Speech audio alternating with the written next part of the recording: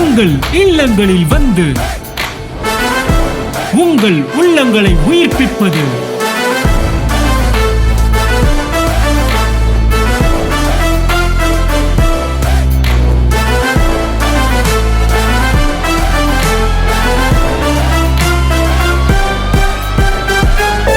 உங்கள் channel DJ.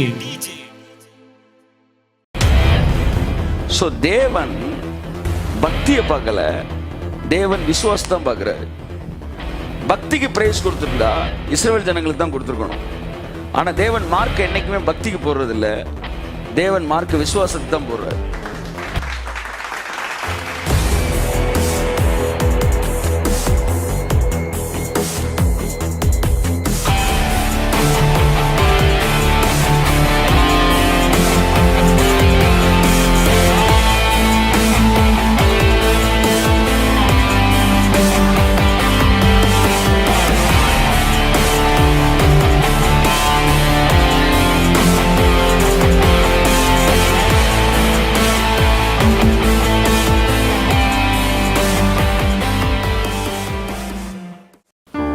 தேவனோடு நடப்பதே விசுவாசம்.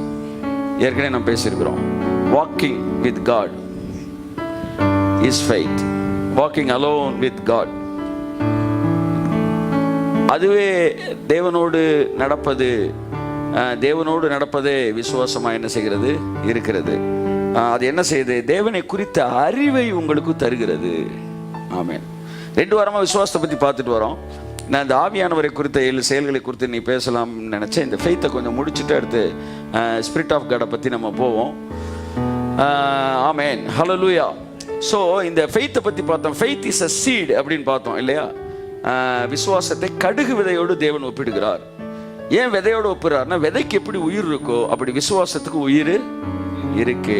விசுவாசத்தை நீங்கள் சொல்கிற வார்த்தைக்கு உயிர் இருக்கு. நீங்கள் விதையை போட்டு தூங்கிட்டீங்கனாலும் விதை தூங்காது. ஆமென். விதை தூங்காது. விதைக்கிறவர் தூங்கினாலும் விதை தூங்காது. அப்படி விசுவாசம் ஒரு நாளும் தூங்காது, அது ரிசல்ட்டை கொடுக்கும். Amen, hallelujah. God is good. So அன்புக்குரியவர்களே, ஸோ விசுவாசத்தை பற்றி தொடர்ந்து நான் பேசலாம் என்று நான் விரும்புகிறேன். விசுவாசத்தை பற்றி இன்றைக்கி 2 கேரக்டர் மட்டும் எடுத்து அந்த 2 பேரை வச்சு வாட் இஸ் ஃபெய்த் என்பதை குறித்து உங்கள்கிட்ட பேச விரும்புகிறேன். ஓகே, 1 வாசிப்போம். மத்தேயு 8:10. இயேசு இதை கேட்டு ஆச்சரியப்பட்டு தமக்கு பின் செல்கிறவர்களை நோக்கி, இஸ்ரவேலருக்குள்ளும் நான் இப்படிப்பட்ட விசுவாசத்தை காணவில்லை என்று மெய்யாகவே உங்களுக்கு சொல்கிறேன். ஆமென். இஸ்ரவேலர் என்றால் பக்திமான்கள், யூதர்கள், தேவனுடைய பிள்ளைகள் என்று பல அர்த்தம் இருக்கு. இவர் சொல்றாரு, ஒரு நூற்றுக்கு அதிபதி, அவன் ரோம போர் சேவகன், 100 சேவர்களுக்கு அதிபதி, ஒரு பெரிய இன்னைக்கு டிஎஸ்பி எஸ்பி ரேங்க். ஆனால் புறஜாதி. அந்த புறஜாதி அவனை பார்த்து கர்த்தர் சொல்றாரு, இந்த இஸ்ரவேலுக்குள்ளும், இஸ்ரவேல்னா யாரு சொல்லுங்க? பக்திமான்களுக்குள்ளும் இந்த மாதிரி ஒரு விசுவாசத்தை நான் பார்க்கல அப்படின்றார். ஸோ தேவன் பக்தியை பார்க்கல, தேவன் விசுவாசத்தை தான் பார்க்குறாரு. பக்திக்கு பிரைஸ் கொடுத்துருந்தா இஸ்ரவேல் ஜனங்களுக்கு தான் கொடுத்துருக்கணும். ஆனால் தேவன் மார்க் என்னைக்குமே பக்திக்கு போடுறதில்ல, தேவன் மார்க் விசுவாசத்துக்கு தான் போடுறாரு. அப்போ ஒரு பக்கம் கடவுளையோட பிள்ளைகள் என்று சொல்லிக் கொள்கிற கூட்டம், ஆனால் அவரிடத்தில் என்ன இல்லை? விசுவாசம் இல்லை. இங்கே ஒருவன் கடவுளை அறியாதவன், அவன்கிட்ட விசுவாசம் இருக்கு.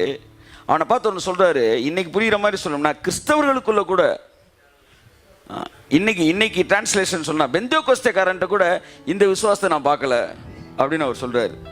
இதில் எனக்கு பிடிச்ச ஒரு விஷயம் என்னன்னா, இஸ்ரவேலுக்குள்ளும் இப்படிப்பட்ட விசுவாசத்தை நான் என்ன செய்யவில்லை, காணவில்லை என்று சொல்லுகிறார். வேதம் சொல்லுது, இயேசு 10ஆம் வசனம், இதை கேட்டு வாசிமா. இயேசு இதை கேட்டு ஆச்சரியப்பட்டாராம். கை தட்டுங்க ஒரு அவருக்கு.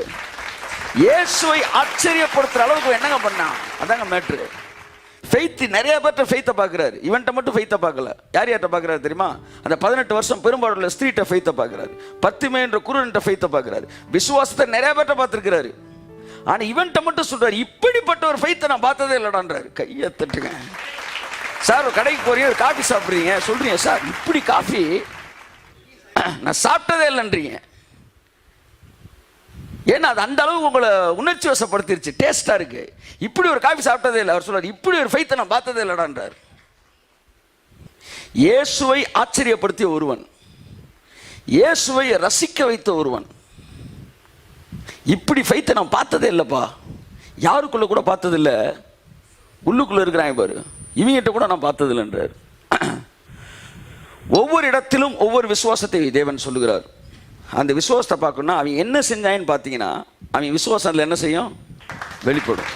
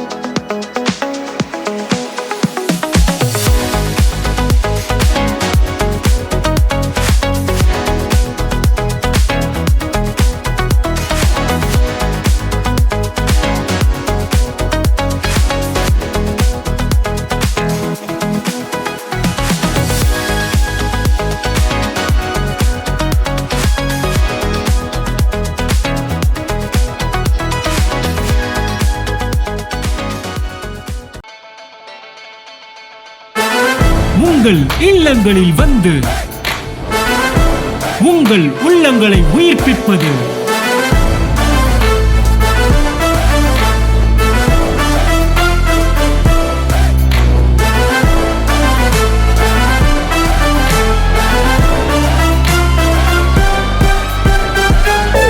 உங்கள் சேனல் டிஜே.